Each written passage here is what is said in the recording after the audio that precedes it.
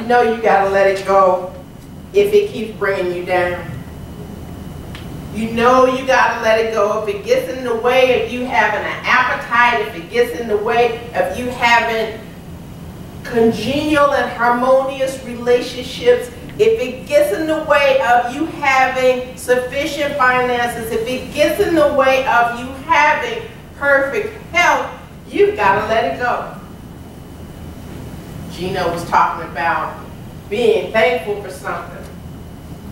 I'm thankful that on Friday I will have been on this planet in this incarnation for 54 years.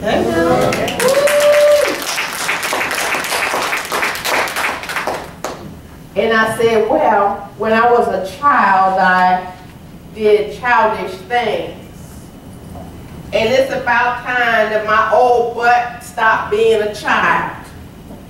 It's about time that I grew up into an awareness that I am truly responsible for my life. Not mama, not daddy, bless his soul, not anybody in the congregation, not any of my spiritual friends or mentors, me.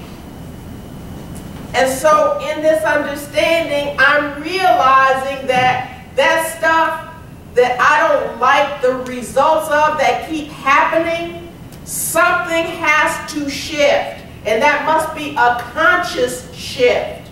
Because if all of these things are barriers now that are imprisoning me in a space that I don't want to live in, then they have got to be knocked down so that I can sing my song.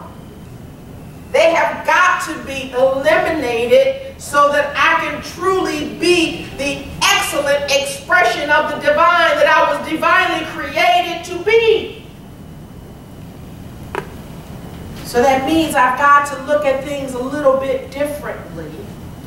That means I've got to be able to come to an understanding that certain things that I do are not working, certain things that I say are not working. Just because we've always done it this way doesn't mean that this must continue. It must change. Yes.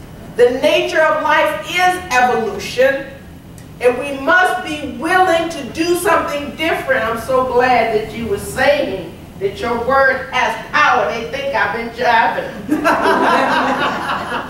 Because I'm constantly saying, is that what you created? That don't mean nothing. You know, some of them who know me long say that. Others just kind of say, whatever. But the proof is in the pudding. I can tell you that when I think of things and I don't want them to occur, I start to shift my thinking into what I do want to occur. Where were you when I called you this morning? I was here. Were you at the gate? No, I was sitting in the car. But you were in front of the building. I was in front of the building. So then what happened? I was sitting there going, ooh, we need to talk about where I park. Where is the power of oneness? And as soon as I finished that thought, my phone rang and it was less. Because when you are connected in consciousness, when you are attuned to the divine and you are coming from a conscious moment and you're speaking something into law, you're absolutely aware of the energies that you are connected to. And so I let her know that you need to press the button and let her know that you're there for power of oneness. And she said, I just had that question in my mind. So when you have an understanding that there is only one, when you have an understanding that we are so interdependent, did not say codependent, we are so interdependent upon each other that we are responsible for the peace that we are seeking. We are responsible for the love that we are seeking. That's why we have this Be Love campaign with the Youth and Family Ministry. It's truly about being the thing that you want to see. But you've got to see it in you first. You got to take a moment in front of that mirror and love yourself and talk about how fabulous you are, whether or not you believe it. Because there is not going to be anyone else that's going to sing your song for you.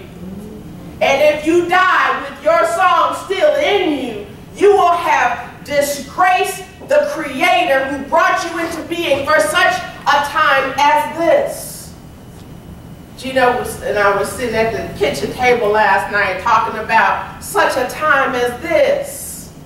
Talking about how high the stakes are, that the quickening is happening right now, that we don't have time to procrastinate. We don't have time to say, well, I'll get around to being that peace thing later. We don't have time to say, well, I'll think about forgiving that person tomorrow. You are carrying that toxic energy with you and you are distributing it everywhere you go. So don't talk about what's wrong with the people in Afghanistan. Don't talk about what's wrong with the people in Washington, D.C. Know that your energy is contributing to everything that is happening. And unless and until you are willing to do something differently, nothing will change. In fact, it will accelerate because you're conscious now. You've been awakened when you come to centers like this, and when your body and your mind has made a conscious choice to come here, you are here, you have the information now, and now you are responsible for what happens after this.